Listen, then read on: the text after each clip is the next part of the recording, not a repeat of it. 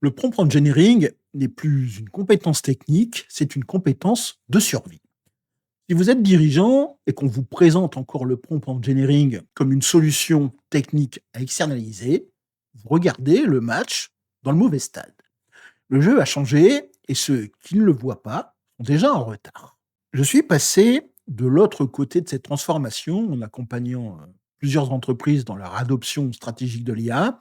Et ce que je vais partager aujourd'hui n'est pas une méthode, mais une réalité incontournable. Le prompt engineering, tel qu'on vous l'a vendu, est mort. Dans cet épisode, je vais vous faire découvrir pourquoi votre direction marketing devrait maîtriser le prompt engineering avant vos data scientists, la véritable raison pour laquelle 95% des entreprises gaspillent leur potentiel IA, comment rebâtir une compétence stratégique à partir de ce qui semblait être une technique éphémère. Dans ce podcast, aucun jargon, aucune promesse creuse, juste ce que j'ai observé dans les entreprises qui transforment réellement leur modèle économique avec l'IA. Le marché du prompt engineering explose à un rythme de 32,8% par an jusqu'en 2030. Mais cette croissance, elle cache avant tout une réalité troublante. Plus vous externalisez le prompt engineering comme une simple compétence technique, plus vous allez perdre le contrôle stratégique de votre transformation numérique. Je rencontre régulièrement des dirigeants qui vont m'expliquer, nous avons embauché une équipe spécialisée en prompt engineering, la plupart ignorent qu'ils viennent de créer une nouvelle silo technologique, les prompt monkeys. Ces équipes spécialisées reproduisent en fait exactement ce qui a échoué avec le développement logiciel traditionnel. Elles isolent la stratégie de l'exécution. Le prompt engineering n'est pas une compétence de niche à confier à des experts techniques, c'est une compétence de leadership à intégrer au cœur de votre organisation. On va par exemple regarder ce qui se passe avec l'une des tendances majeures actuellement, ce sont les méga prompts. Plutôt que de créer des prompts courts et spécifiques, les entreprises leaders construisent désormais des prompts complexes qui capturent l'essence même de leur métier. Mais voici ce que personne ne dit, la vraie valeur n'est pas dans le prompt lui-même, mais dans le processus qu'il a créé. Une entreprise qui externalise cette création perd l'occasion de formaliser sa propre expertise métier. On va prendre un exemple concret dans une grande banque européenne qui a confié son prompt engineering à une équipe technique spécialisée.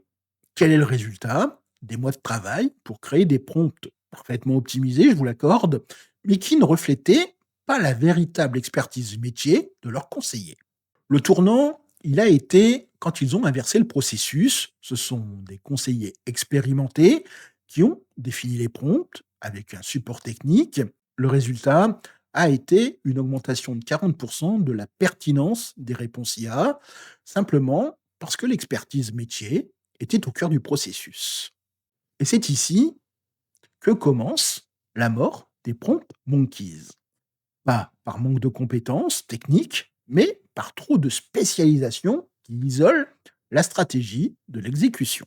La raison profonde de ce changement, c'est que l'IA n'est plus un outil passif à commander, mais un partenaire actif dans la réflexion stratégique. On va regarder un petit peu cette tendance émergente qui est l'adaptive prompting.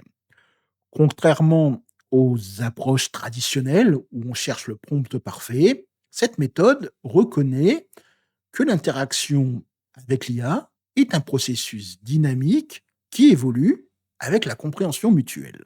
Dans cette nouvelle réalité, le vrai talent n'est pas de formuler le prompt idéal du premier coup, mais de savoir itérer intelligemment. C'est une compétence humaine, pas technique. Par exemple, chez un de mes clients, qui a transformé un petit peu sa manière d'aborder le prompt engineering, plutôt que de chercher à expliquer correctement à l'IA ce qu'ils veulent, ils ont appris à poser des questions qui révèlent leurs propres hypothèses non dites. Par exemple, lorsqu'ils ont réalisé que leur prompt sur l'optimisation de la chaîne logistique cachait en réalité une peur de rupture fournisseur, leur précision a bondi de 37%. La révélation, ici, c'est que le prompt engineering stratégique commence par une introspection métier, pas par une instruction technique. En Pologne, on a souvent tendance à dire un outil qui ne peut pas être ouvert, inspecté, modifié n'est pas un outil, c'est une boîte noire. Aujourd'hui, traiter l'IA comme une boîte noire que l'on alimente avec des prompts magiques est une impasse stratégique. Mais la réalité de 2025 est aussi assez claire. Les entreprises qui réussissent sont celles où le CEO, le CFO et le Chief Marketing Officer comprennent le principe fondamental du prompt engineering, pas seulement leurs équipes techniques.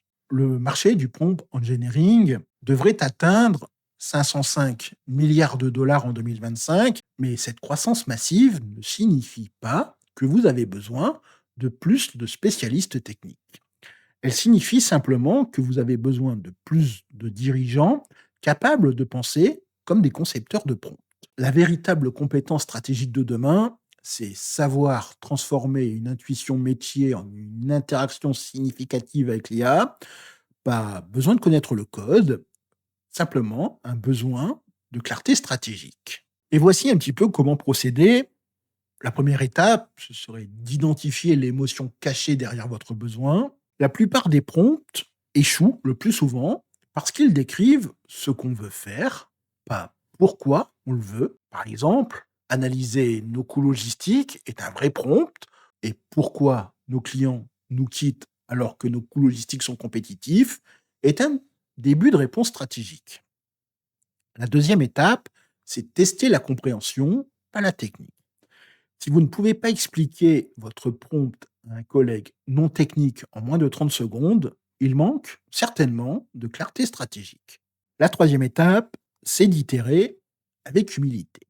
L'adaptive prompting n'est pas une technique, c'est plutôt une philosophie. Acceptez que votre premier prompt ne sera jamais le bon, mais que chaque itération vous rapprochera de votre véritable besoin stratégique. On peut prendre par exemple un cas pratique stratégique. Il y a un groupe industriel européen qui a transformé sa relation avec l'IA en appliquant cette approche.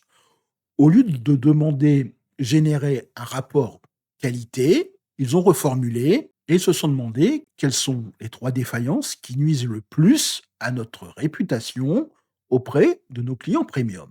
Le résultat, c'est une compréhension claire de leurs véritables enjeux stratégiques, une réduction de 73% du temps d'analyse, une économie significative à des actions ciblées. C'est un petit peu ça le prompt engineering post-prompt monkey, une compétence de leadership, pas technique, et comme disent mes compatriotes polonais, celui qui comprend le problème à moitié comprend tout. Vous ne cherchez donc pas à devenir un expert en prompt engineering, vous cherchez plutôt à éviter que votre entreprise ne devienne obsolète. Le vrai danger, ce n'est pas l'IA, c'est la certitude que vos processus actuels suffiront, alors que le marché du prompt engineering explose à 32,8% par an. Votre plus grand risque est de laisser les prompt monkeys contrôler votre avenir stratégique. Je ne vous dirai pas transformer votre entreprise, je vous montre juste ce que j'ai vu. Des dirigeants qui comprennent que le prompt engineering est une compétence de leadership, des équipes qui ont appris à poser les bonnes questions plutôt qu'à chercher les bonnes réponses, une nouvelle culture où l'IA révèle ce que les humains refusent de voir. Le prompt engineering n'est pas mort, ce qui est mort, c'est l'illusion qu'il suffisait de taper mieux. Et la dernière chose que j'ai appris ces dernières années, les meilleures IA ne remplacent pas les humains, elles révèlent ce que les humains refusent de voir.